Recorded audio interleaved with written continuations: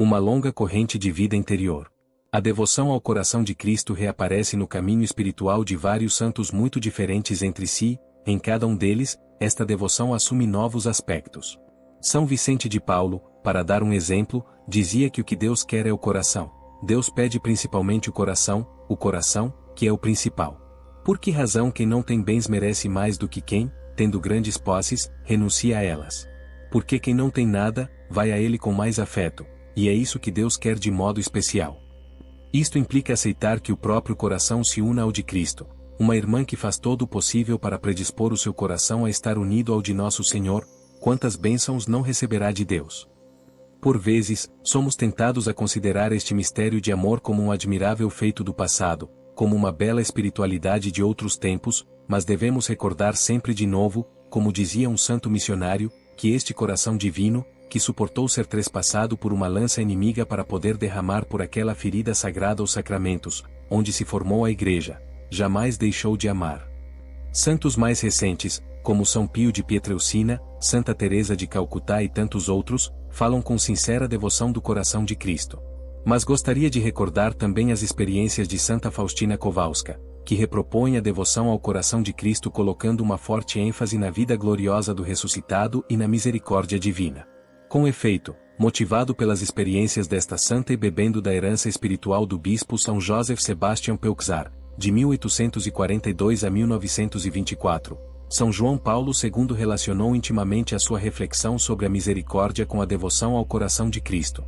A Igreja parece professar de modo particular a misericórdia de Deus e venerá-la, voltando-se para o coração de Cristo. Com efeito, a aproximação de Cristo, no mistério do seu coração, permite deter-nos neste ponto da revelação do amor misericordioso do Pai, que constituiu, em certo sentido, o núcleo central da missão messiânica do Filho do Homem. O próprio São João Paulo II, referindo-se ao Sagrado Coração, reconheceu de modo muito pessoal: ele falou-me desde a idade juvenil. A atualidade da devoção ao coração de Cristo é particularmente evidente na ação evangelizadora e educativa de numerosas congregações religiosas femininas e masculinas, marcadas desde as suas origens por esta experiência espiritual cristológica. Mencioná-las todas seria uma tarefa interminável. Vejamos apenas dois exemplos escolhidos ao acaso. O fundador São Daniel Comboni encontrou no mistério do coração de Jesus a força para o seu empenho missionário. Impelidas pelo amor do coração de Jesus, procuramos o crescimento das pessoas na sua dignidade humana e como filhos e filhas de Deus, com base no Evangelho e nas suas exigências de amor, perdão, justiça e solidariedade para com os pobres e marginalizados. Do mesmo modo, os santuários consagrados ao coração de Cristo, espalhados por todo o mundo, são uma atraente fonte de espiritualidade e fervor.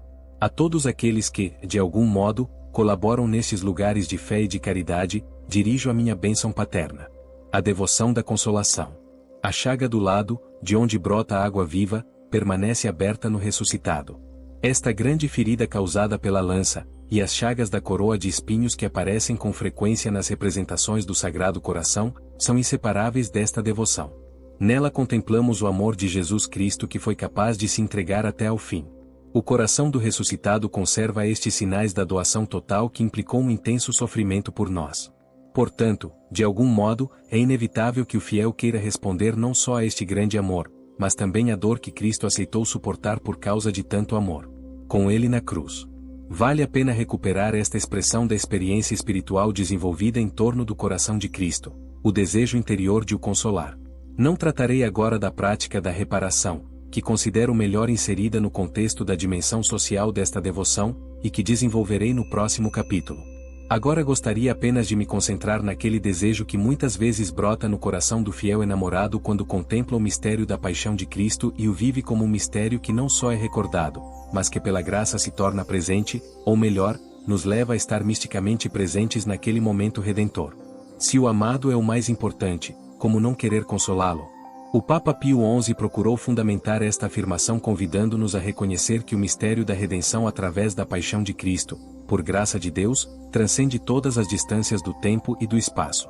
Deste modo, se ele se entregou na cruz também pelos pecados futuros, os nossos pecados, transcendendo o tempo, chegaram ao seu coração ferido, assim como os atos que oferecemos hoje pela sua consolação. Se, portanto, à vista de nossos pecados futuros, porém previstos, a alma de Jesus esteve triste até a morte, não há dúvida que desde então lhe tenha dado algum conforto a previsão do nosso desagravo, quando lhe apareceu o anjo do céu, Lucas 22, 43, a consolar-lhe o coração opresso de tristeza e de angústia.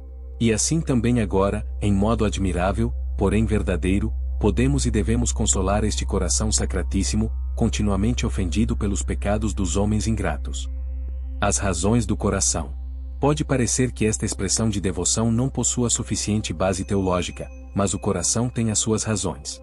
O sensus fidelium intui que há aqui algo de misterioso que ultrapassa a nossa lógica humana, e que a paixão de Cristo não é um mero evento do passado, pois dela podemos participar a partir da fé.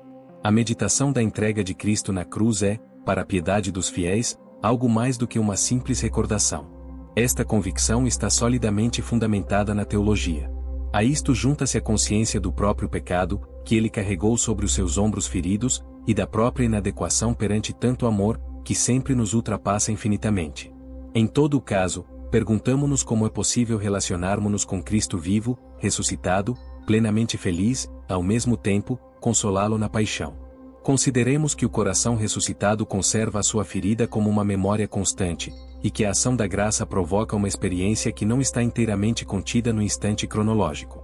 Estas duas convicções permitem-nos admitir que nos encontramos perante um caminho místico que ultrapassa as tentativas da razão e exprime o que a própria palavra de Deus nos sugere.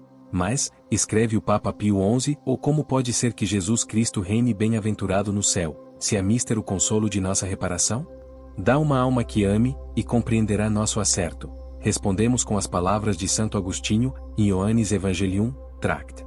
26, 4, que fazem perfeitamente ao nosso propósito. Toda alma, com efeito, deveras abrasada em amor de Deus, se com a consideração abrange o tempo passado, vê em suas meditações e contempla a Jesus a padecer pelo homem, aflito, no meio das dores mais excruciantes por nós, homens, e pela nossa salvação, opresso da tristeza, das angústias e dos opróbrios, antes esmagado pelos nossos delitos, Isaías 53, 5, e em ato de sanar-nos com suas chagas. Com tanta maior verdade as almas pias contemplam as dores do Salvador, enquanto os pecados e os delitos dos homens, perpetuados no decurso de todos os tempos, motivaram a condenação de Jesus. Este ensinamento de Pio XI merece ser tido em conta. Com efeito, quando a Escritura afirma que os cristãos que não vivem de acordo com a sua fé por si mesmos crucificam de novo o Filho de Deus, Hebreus 6, 6, ou que, quando suporto sofrimentos pelos outros, completo na minha carne o que falta às tribulações de Cristo, Colossenses 1, 24, ou que Cristo, na sua paixão, rezou não só pelos seus discípulos de então, mas, por aqueles que hão de crer em mim, por meio da sua palavra, João 17, 20, está a dizer algo que quebra os nossos esquemas limitados. Mostra-nos que não é possível estabelecer um antes e um depois sem qualquer ligação, mesmo que o nosso pensamento não o saiba explicar. O Evangelho, nos seus vários aspectos, não é apenas para ser refletido ou recordado, mas para ser vivido, tanto nas obras de amor como na experiência interior, e isto aplica-se sobretudo ao mistério da morte e ressurreição de Cristo. Não parece que as separações temporais utilizadas pela nossa mente contenham a verdade desta experiência de fé, onde se fundem a união com Cristo sofredor, ao mesmo tempo, a força, a consolação e a amizade que temos com o ressuscitado. Vemos, assim, a unidade do mistério pascal nos seus dois aspectos inseparáveis que mutuamente se iluminam.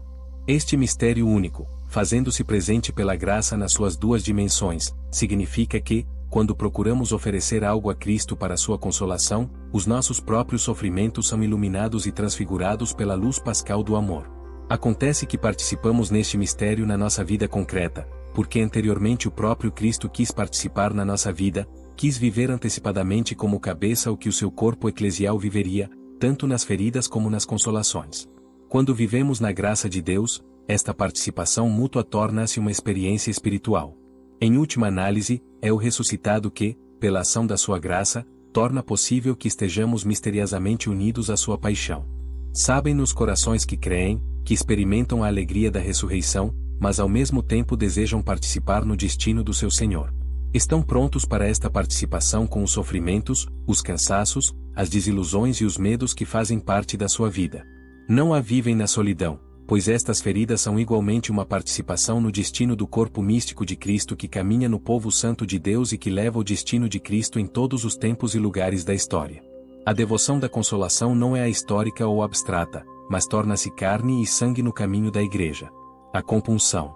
O desejo inevitável de consolar Cristo, que surge da dor de contemplar o que ele sofreu por nós, alimenta-se também do reconhecimento sincero das nossas escravidões, dos nossos apegos, da nossa falta de alegria na fé, das nossas buscas vãs e, para além dos pecados concretos, da falta de correspondência do nosso coração ao seu amor e ao seu projeto.